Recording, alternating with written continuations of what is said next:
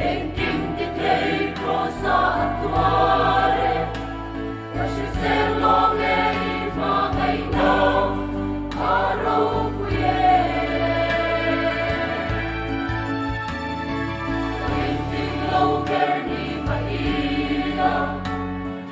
khi xem xoan min kem phải đó si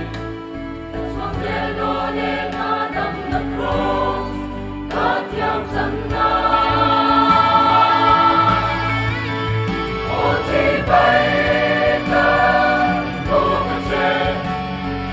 kim ti cây hăng râu quý về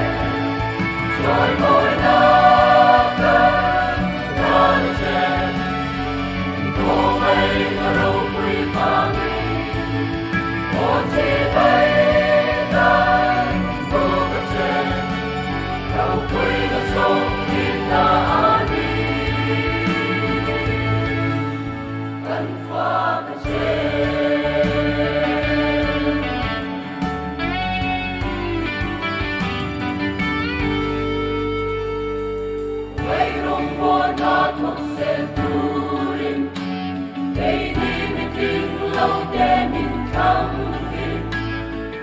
và thu kê đi ra ngày nào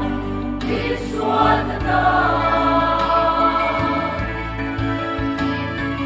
chiều sẽ có nghe đi không ngày nào xoang sẽ lòng chân đâm là thu đi và sẽ nó nghe ô cần là đủ ta thấy tô bi ô chỉ bay em kim ti cây hăng râu quý về rồi ngồi đáp ta sẽ cô mây là râu quý và đi một chi bay ta cô vật sẽ râu quý là sông đi ta đi cần pha vật sẽ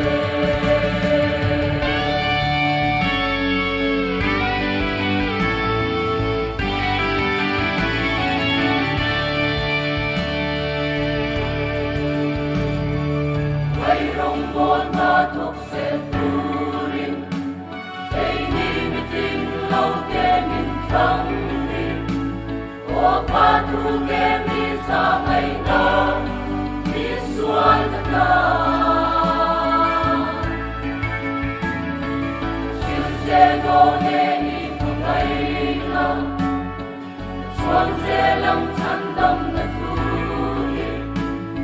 ô sẽ go nê ô cần là đủ